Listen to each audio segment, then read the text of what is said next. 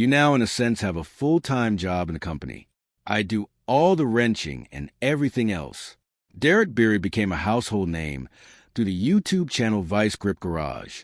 Each episode showcases passion for reviving abandoned classic cars most mechanics would have scrapped. Fans loved his humor, his approach, and the way he hunted down forgotten machines in fields and barns across America. But in recent years, many have wondered what happened to a man who turned budget builds into must-watch content. From suffering a near-fatal accident to having his tools stolen, Derek's journey took turns few expected. Join us as we explore what really happened to Derek Bieri, the man who made resurrection his calling. Back on the road after 30 years and make it look killer. And then that immediately happens to me. That's fine.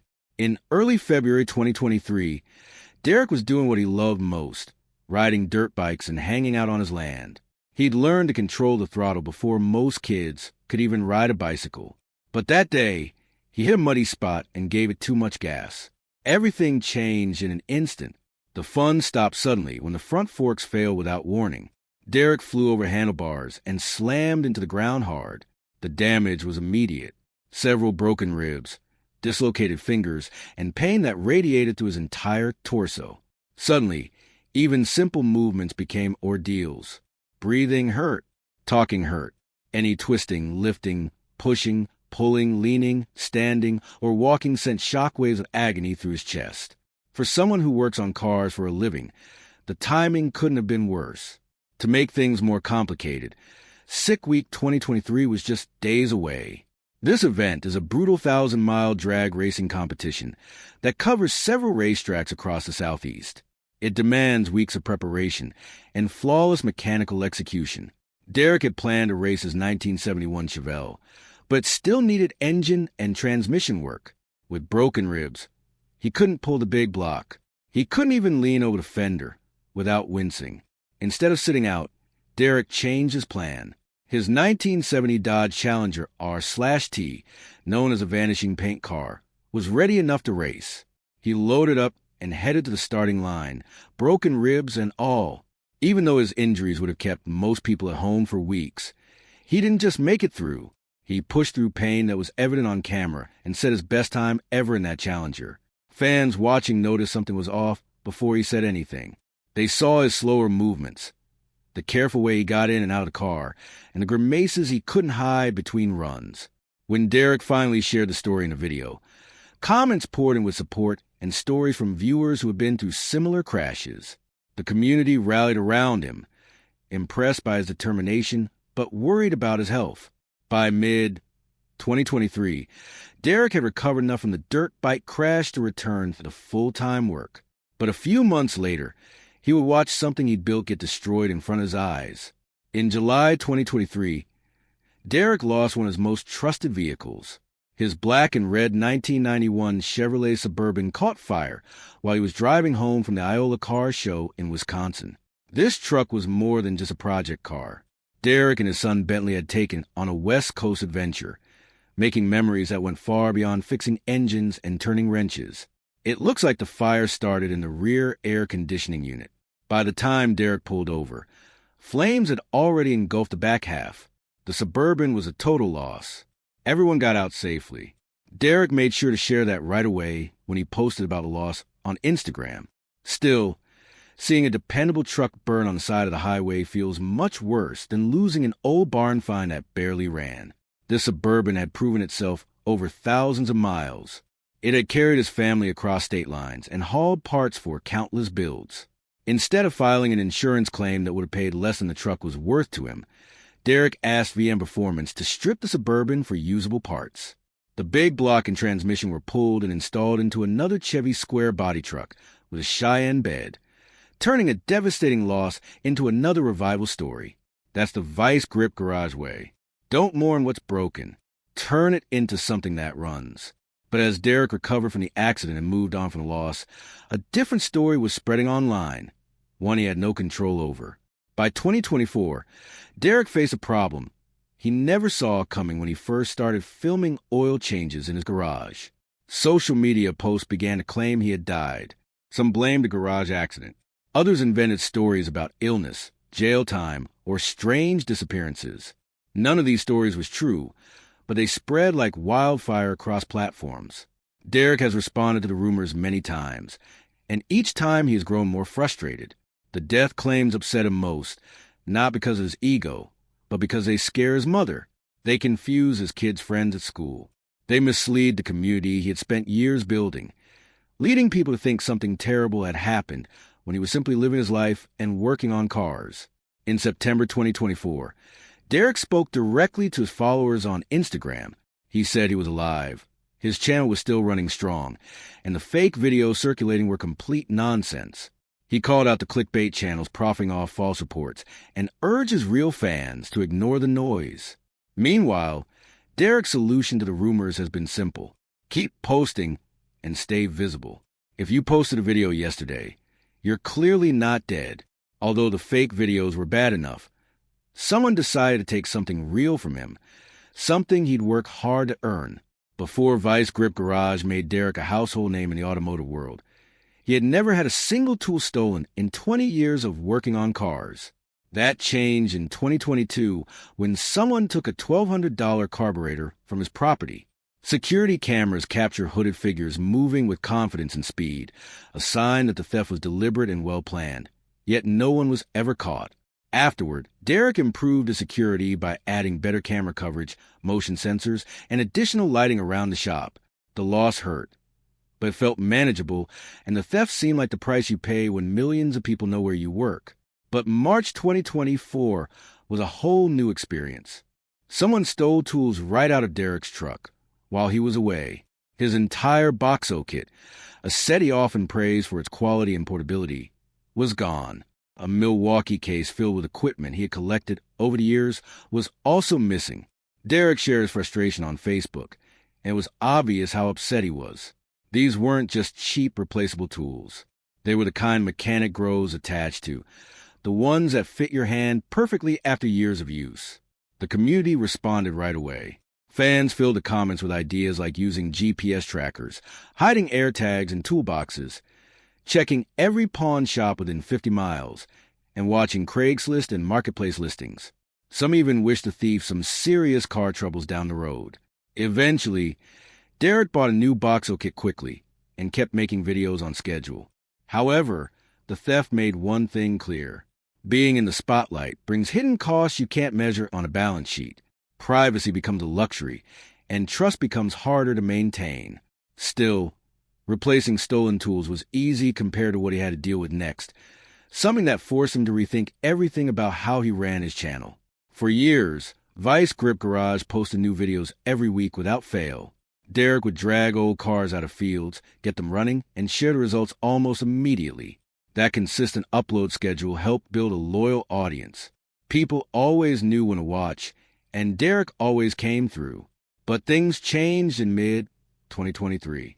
Instead of weekly videos, new uploads came only twice a month or even less. Fans started asking questions in the comments. On Reddit, people wondered if Derek was okay or if something was going on behind the scenes that no one knew about. But there was a reason for the change, and it went deeper than most people realized. After years of relentless pressure, Derek finally hit a breaking point. Before starting his YouTube channel, Derek served as CEO of an automotive parts company. Long hours and constant meetings wore him down. And by 2016, even the projects he once loved felt like work. He went to therapy and left the corporate world behind, hoping that YouTube would give him a fresh start. At first, it worked. The channel grew from simple how-to videos to big car rescue adventures filmed across the country. When the pandemic hit, more people watched from home, and the channel's subscriber count surged past 500,000. Sponsors and TV networks reached out with offers. But before long, what started as an escape began to feel like another kind of trap.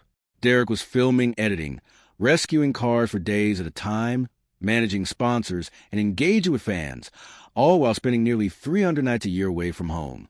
The nonstop pace led to another burnout and ultimately forced him to scale back his schedule. The slower pace helped him reclaim some balance, but the real change had started years earlier when Derek packed up his family and left Minnesota behind for good, searching for a place where they could breathe. In 2021, Derek moved his family from Minnesota to Tennessee. They bought 22 acres in Cornersville for $825,000 and called it Vice Grip Lodge. Tennessee had no state income tax, and he and his family could enjoy lower utility bills and milder weather, allowing him to film year-round. In contrast, Minnesota winters sometimes dropped to minus 38 degrees, costing him months of work and forcing the channel into seasonal hibernation. Meanwhile, Tennessee's central location also made it easier to travel to events. Now, he could drive to Florida in a day instead of 3, because his channel focused on road trips and car rescues. Where he lived mattered more than most people might expect. The Tennessee property had space for a bigger shop and plenty of room for the kids to ride dirt bikes without disturbing anyone. There were no homeowner association rules about what they could keep in their yards or how many project cars could sit on the property. Instead of juggling several storage spots scattered across Minnesota, Derek could keep everything in one place. Shop, project cars, and filming equipment all under one roof. Also, Tennessee offered a kind of rural freedom that Minnesota, despite its positives, just didn't have anymore. For a family needing space to work and relax without interference, Tennessee was a right fit. The move also made business easier. For a channel built on efficiency and making the most of what you have, this setup made perfect sense. For a while, everything went smoothly. Derek could create content year-round without taking seasonal breaks. The kids had space to grow and explore. Jessica could manage the business without constantly worrying about weather delays. But the attention that helped Vice Grip Garage grow was about to turn the Tennessee property into a serious problem, one that would force him to reconsider everything. As the YouTube channel became more popular, the attention grew beyond just the videos themselves. After the subscriber count exceeded 2.4 million, some viewers began using clues from the videos and public records to locate the family's property. Details in the background, quick shots of road signs, and public county records helped determined fans put the pieces together. Uninvited visitors started showing up at the gate. Some wanted photos or just to say hello. Others walked onto property without asking, as if watching someone online meant they knew them personally. The usual boundaries between creator and audience didn't seem to matter anymore. As more people learned where the property was, thefts became more frequent. What started as flattering attention became a real safety worry, especially with 3 kids at home. Both Jessica and Derek were concerned. Having their workspace attached to their home, which once seemed perfect, now felt like a mistake. Derek began editing his videos more carefully, blurring backgrounds and taking out anything that could reveal the location. But it was too late. The address was already out there, and some people didn't see the difference between watching content and showing up at someone's home without permission. Derek and his family knew things had to change. They couldn't keep living like this, constantly looking over their shoulders. By late 2024, Derek put the Tennessee property up for sale at $1.95 million, more than twice what it paid for years before. The farm equipment sold quickly, and the project cars were soon gone. It was clear that another move was coming, but this time the planning would be very different. Derek considered buying the next property through an LLC to keep ownership, records private. He also considered using a separate filming location set up like a museum, while keeping the family home completely private and untraceable. The Tennessee property had served its purpose well. The value appreciation alone represented sound business.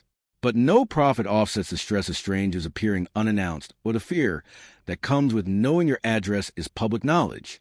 Protecting family comes first, even if it means uprooting everything they built and starting over somewhere new, because his family was always there for him, supporting him through every challenge, just like they had been from the very beginning. From the beginning, Derek made Vice Grip Garage a family business. His wife, Jessica, has been the backbone since day one, well before subscriber numbers mattered or brand deals came calling. They got married in 2008, and as the channel grew from a hobby into something much bigger, she took over everything behind the scenes. She helps with filming, manages merchandise, handles the schedule, and talks to sponsors. Jessica does all the challenging work that keeps things running smoothly. Although she rarely appears in videos, without her managing the business side, Derek couldn't spend weeks in barns chasing projects across the country. Meanwhile, their 3 kids grew up with cameras as a regular part of life. Sometimes they appear in videos, usually helping with builds or just being in the background, when Derek wants to share those moments. He keeps things relaxed for them and always puts them first, making sure they're not just content for the channel, but kids with their own lives and interests. Bentley, the son who witnessed a suburban fire, took things further than his siblings. He started his own channel, Little Grip Garage, which focuses on small engine repairs like lawnmowers and go-karts, projects that are just right for a kid learning the ropes. The channel has passed 130,000 subscribers on its own merit. Derek gives advice when asked, but neither produces nor directs anything that happens on the channel. What Bentley does with the channel is entirely up to him. It's his project, his voice, his builds.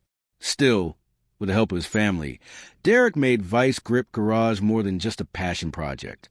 He turned it into a thriving business that extends far beyond YouTube ad revenue. Many successful YouTube channels expand beyond just making videos, and Vice Grip Garage has done the same. As the channel became a well-known automotive brand, Derek Bieri started Vice Grip Lodge merchandise, using viewer loyalty to build a steady business with real staying power. Vice Grip Garage now generates an estimated $1 to $2 million in revenue each year from YouTube ads alone, with over 830 million total views. Even conservative ad rates bring in substantial income. The channel also earns more through brand deals with companies like O'Reilly Auto Parts and by making paid appearances at car shows and events across the country. Vice Grip Lodge merchandise now plays a significant role in the channel's success. In 2024, a limited run of 10,000 Pray For Me differential covers sold out quickly, helping pay for new projects and charity work. The products are made for working mechanics, which supports the channel's blue-collar image instead of just making fast money off fans. Merchandise sales alone bring in about $1 million each year. Real estate has become another part of the business. Derek's property in Tennessee almost doubled in value over 4 years, raising his estimated net worth to between $3.5 and $7 million. As of early 2025, Derek is 41 and still running Vice Grip Garage from Tennessee while preparing to move to a new property. The channel keeps its twice-a-month posting schedule, focusing on quality over quantity. Recent videos feature a holiday special where fans send gifts from all over the country, along with new revival projects that show the original formula still connects with viewers. For 2026, Derek plans to build a twin-turbo Falcon for drag racing. It's the kind of big, high-powered project that first drew people to the channel. Even with fewer uploads, the ambition hasn't faded. More time for each project just means the builds are bigger and more complex. Events are still happening. His Chevelle reached 140 miles per hour during Sick Week, showing his mechanical skills are as strong as ever. He keeps working with creators and brands that match his style and values. Some of his restored cars go to Mecum auctions where they sell for prices that reflect years of careful work and dedication. Family life has changed since the busy early days. After the accident, Derek had to rethink his priorities. Now Jessica and the kids are part of every decision in ways that weren't possible when growing the channel was a primary goal. They make time for movie nights and protect their holidays. Meanwhile, Derek has also been putting money back into new projects and giving back to others while staying true to his background and the values he learned growing up. Long before Vice Grip Garage brought him fame, Derek Bieri learned that success means more when you share it. Growing up on a North Dakota farm, his father showed him that fixing equipment was about more than just getting by. Neighbors helped each other, and skills were passed down from one generation to the next. Derek carried these lessons with him as he built his career. Derek started philanthropy with small steps. In 2021, a Christmas drive raised $2,000 from the VG Nation fan community, and Nitto Tires donated tires for a project car. By 2024, his efforts had grown substantially. At an event in Oklahoma, several vehicles were packed with gifts for children, and $2,200 was raised to help families in need. That same year, Derek gave away a Yenko Tribute Chevy Nova Restomod with a 6-liter LS engine and a 4-speed transmission, turning a restoration project into someone's dream car. In 2024, after floods struck Asheville, North Carolina, Derek teamed up with Convoy of Hope to help direct disaster relief funds. He used his platform to encourage others to support recovery efforts and spotlight the need. Each year, He also honors veterans by pausing his content to thank service members, reflecting on his own Army deployment in Iraq and the sacrifices made by those who serve. Most of Derek's giving takes place out of the spotlight, away from cameras and comment sections. Money from merchandise sales goes toward scholarships in North Dakota for young people who want to become mechanics but can't afford training. Through Vice Grip Garage, he mentors the next generation by answering questions, encouraging hands-on learning, and teaching kids mechanical skills through restorations. His son Bentley's channel uses the same mentorship style, teaching subscribers small engine repair one project at a time. Derek still lives by the philosophy his father taught him on the North Dakota farm all those years ago. Use what you have, help others when you can, and remember that the work itself matters more than any recognition you might receive along the way.